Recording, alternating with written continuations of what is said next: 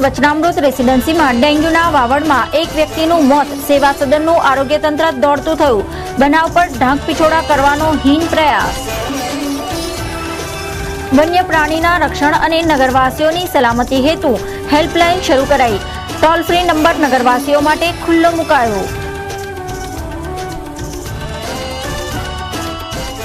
Hotel Surya palace में bonsai प्रेमीओ माटे बोनसाईनो workshop योजायो। Workshop में बोनसाई निष्णातो द्वारा टिप्स आपी। बरोडा डेरीना दूधना भाव वधारानो 1 जुलाईथी अमल शरू थयो। भाव वधाराने पगले वहेली सवारे दूध लेवा आवनार महिलाओनी सवार बगड़ी।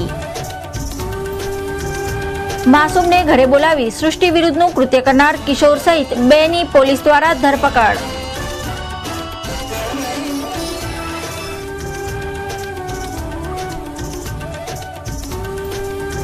नमस्कार दर्शक मित्रों, ईसीटीवीना समाचार कक्षमां आपनुं स्वागत छे। हवे जोईए समाचार विगतवार।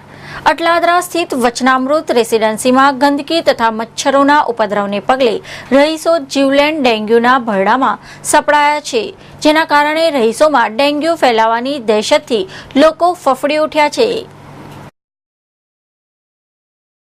सेवा सदनना आरोग्य तंत्रनी निष्काळजी तेमज शहेरनी चारेकोर गंदकीना कारणे जीवलेण रोगचाळाए शहेरना विविध विस्तारोमां माथुं ऊंचक्युं छे, जेमां शहेरना सीमाडे आवेल अटलादरा विस्तारमां आवेल वचनामृत रेसिडेन्सीमां डेंग्यूना वावटने पगले रहीशोमां हाहाकार मची गयो छे।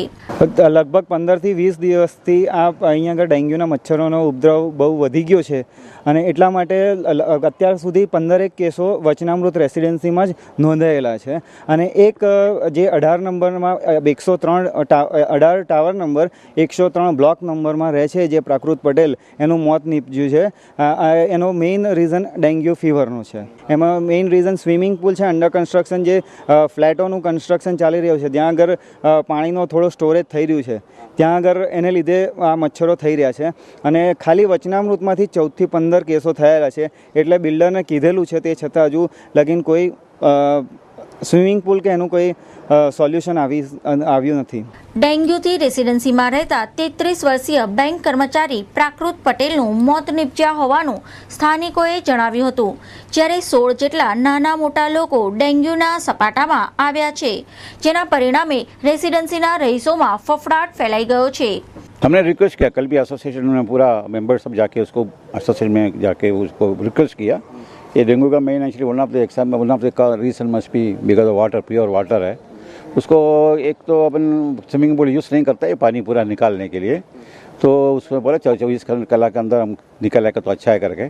अभी भी अब निकलता नहीं है, ना ही लगता है ऐसा, उसका इच्छा नहीं लगाने लगा। सिचुएशन क्या है यहाँ पर? सिचुएशन अभी आज भी एक हॉस्पिटलाइज हो गया, एक वन ऑफ रेसिडेंट्स का उनका बेटे का अब ये हो गया। तो दिन ब दिन बढ़ते जाता है, जब तक पानी का ही निकाल नहीं होगा ये तो बीमारी फैल जाएगा। जास्ती लगता है, डर भी लगता है। एवरी फेयरिंग है एक्चुअली। काफ़ी लोग एक दो फैमिली तो ऐसा है जिसे खाली करके दूसरा किधर रिक्शा के लिए चल जाए। સ્થાનિક રહીશોના જણાવ્યા પ્રમાણે વચનામૃત રેસિડેન્સીમાં બનાવવામાં આવેલ સ્વિમિંગ પુલમાં પાણીના કારણે મચ્છરોનો ઉપદ્રવ તેમજ તેની આસપાસ ગંદકીના કારણે જીવલેણ ડેન્ગ્યુ જેવા રોગચાળો ફેલાઈ રહ્યો છે। સ્વિમિંગ પુલ ખાલી કરવા માટે બિલ્ડરને રજૂઆત કરી હતી, પરંતુ બિલ્ડરે સ્વિમિંગ પુલ ખાલી કરવાની ના પાડતા મામલો વધુ ગરમાયો હતો।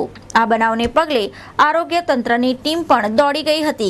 टोटल अराउंड 15-16 केसेस हो गए हैं। 2 साल की लड़की से लेकर के बच्चों में बता रहा हूँ, और 14 साल तक के अराउंड 9 से 10 बच्चे हैं।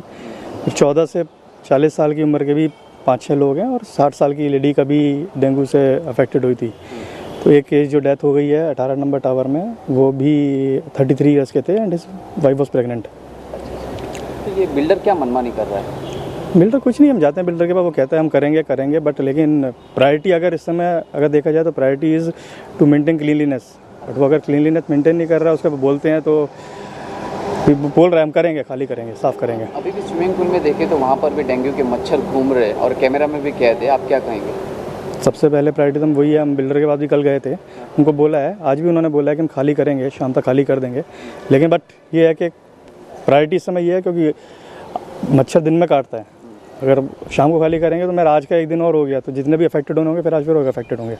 પરંતુ આગ લાગે ત્યારે કૂવો ખોદવા ટેવાયેલ સેવા સદનના તંત્ર સામે વચનામૃત રેસિડેન્સીના રહીશોએ ફિટકારની લાગણી વરસાવી હતી।